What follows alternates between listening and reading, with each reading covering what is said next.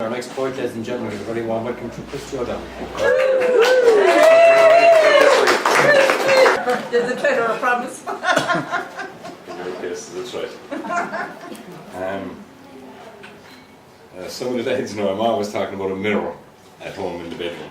I think it's the best mirror in the world because it's beautiful. Every time I look at it, Must be so I wrote this about my mirror. Beautiful it is, looking bloody gorgeous. What I have should be damn well contagious.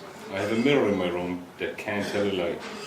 And even if I disguise it, whatever I try, all I have to do is pass it in the dark, and the whole room lights up, brighter than a spark. Standing there just waiting to go out, that old mirror looking good, it will shout. And while I am off doing my own thing, it makes the room tidy, and it even will sing. I never have to worry if the bed is made up, or in the morning if there will be tea in my cup. It's just there, and I never have to ask why. My mirror is so good, it will bring a tear to your eye. It shows true beauty every single day. I know because I watch it in bed where I lay. I check it to see if something is out of place, but always it shows me that beautiful face.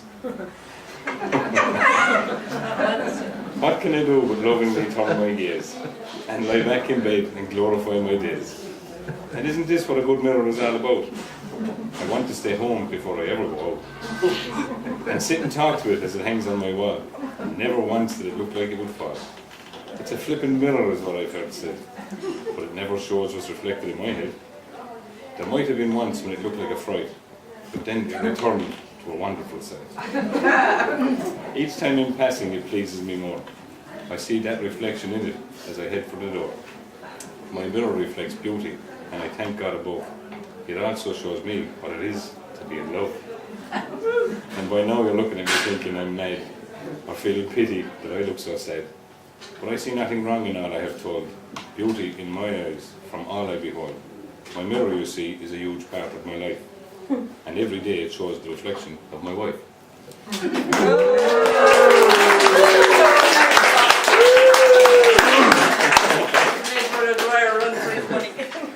What's he looking for tonight? Already got it. Listening to some comments passed up and back from the mic for the last couple of weeks, it reminded me of something of my youth, the Muppets. And there used to be two guys up in the balcony. I remember them. Wildlife and Stedman. They were brilliant. And they started out saying how brilliant you were, and within 2 minutes you would be questioning your mother's birth and stuff. They were just ruthless. So I wrote this about some of the comments. Waldorf and Stedler, Muppets Gallery. They are the two old geezers sat in the balcony on high, and whenever there's someone speaking, they cry. Most of us have heard them praised from the start, but woe betide you if you make them take part. For any good you may have heard them say, we'll see them rip you apart without delay.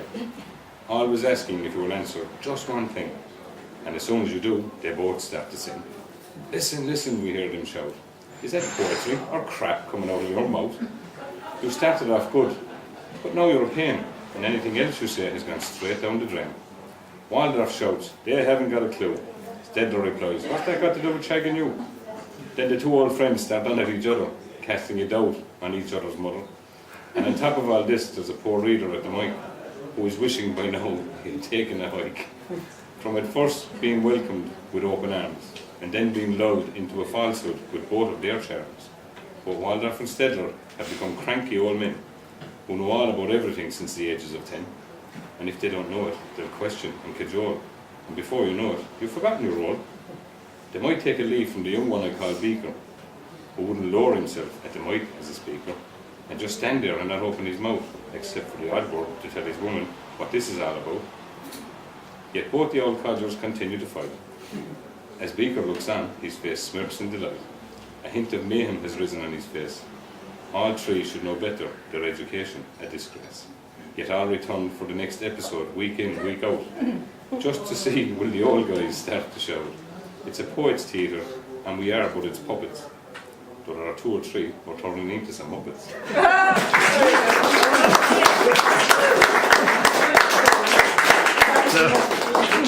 And where's the mic going? I wonder who the Muppets are. I'd take myself to be one of them. I wouldn't do that to you. They were very warm with them. They're a very beautiful girl, a very fine poet, and a very brilliant poet in my view. Shelia Fitzpatrick.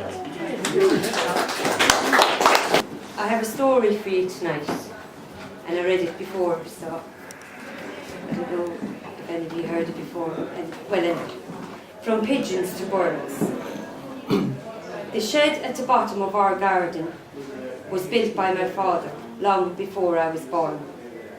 It was whitewashed with a red frame doorway. I don't remember there being a door. There was 2 massive windows at each side. My father looped the rope through the old frame and he made a swing for me. He cushioned it with a sponged seat covered with an oilskin cloth. Above the shed, my brother Gabriel built a pigeon loft. He bolted 8 wooden stilts to the rusted galvanised roof. The pigeon loft was so tall it almost touched the sky. At the right-hand side, there was a bit of a stairs, which led to a small wooden door with a perspex window. Gabriel had written on it with lime green paint, "No girls." He didn't like girls. Behind that wooden door was his temple in the sky, a place where he worshipped those pigeons morning, noon and night. Between me on my swing, weaving through crisp white lines of linen and pigeon shit, day in, day out, Mammy's heart was broke. That woman had the patience of a saint. She said it was a blessing the day that fecking thing collapsed. Lucky for us, we were at school. For days Gabriel was tormented because of the loss of his pigeon loft. All that remained of it was that small wooden door.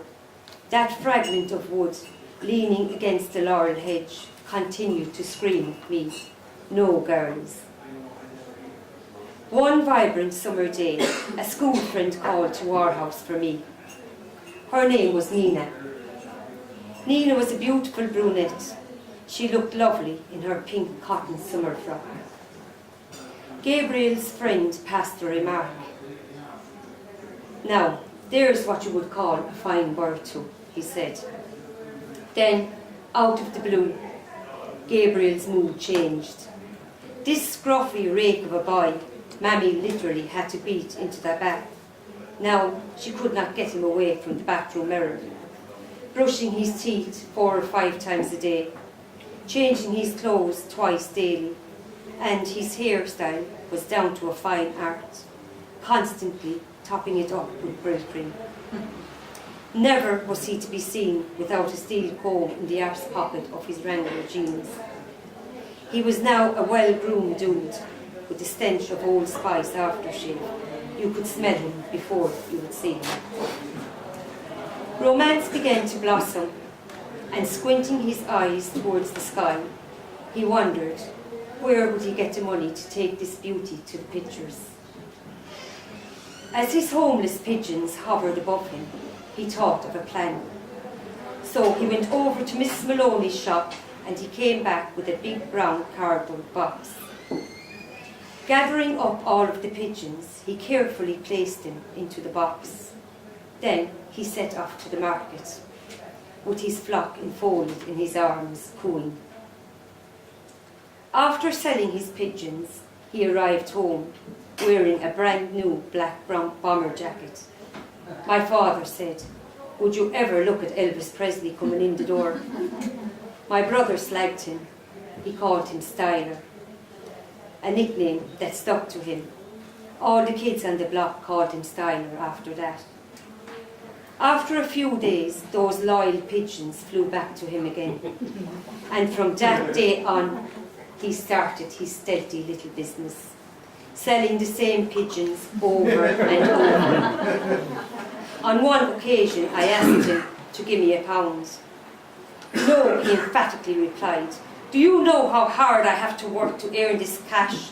I have a girlfriend to keep, you know," he said while flashing a wad of notes in my face. "Maynard," I shouted. "Love her by." You don't like girls. Number 7 is always John Crew, who isn't here. Number 8 is Tom McCarthy, give him a round. I have transformed the words of a poem to the lyrics of a song. A song that will need the voice of Celine Dion. A voice that can octavate like its own octet. Lifting hearts and raising souls with scalar scales you'll not forget. I can almost hear the sound of her voice doing the lyrics of my song justice. Unlike me, lacking in confidence. I can't dance, I can't sing. And the reality of it all is, I'm going nowhere. All I can do is dream. Every night in my dreams, I see you, I feel you. That is how I know you go on. Far across the distance and spaces between us, I can hear you singing my song. Near, far, wherever you are, I believe you believe in my song. Dream on. Back to reality, to my own song.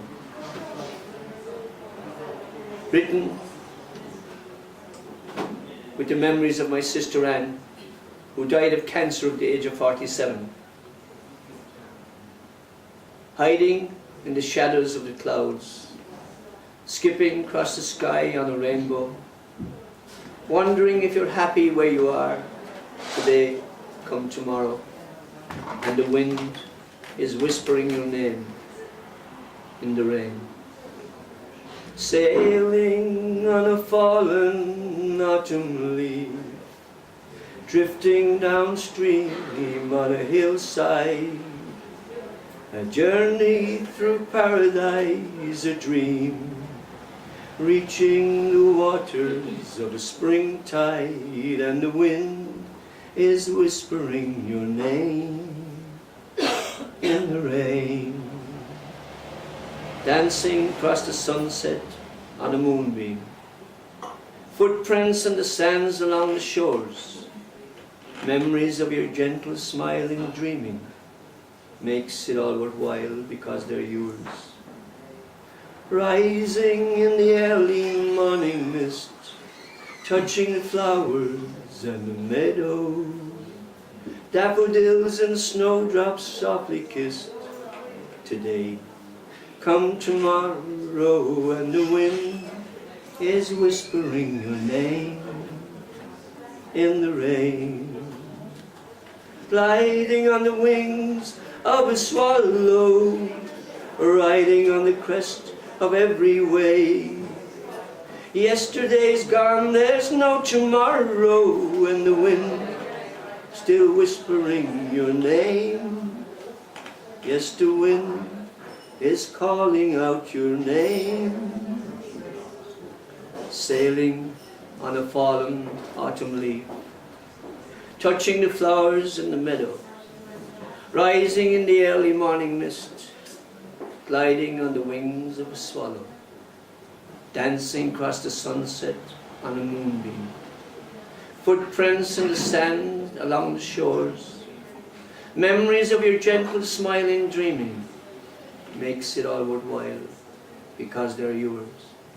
Hiding in the shadows of the clouds, skipping across the sky on a rainbow, wondering if you're happy where you are today, come tomorrow, and the wind is whispering your name, and in the rain.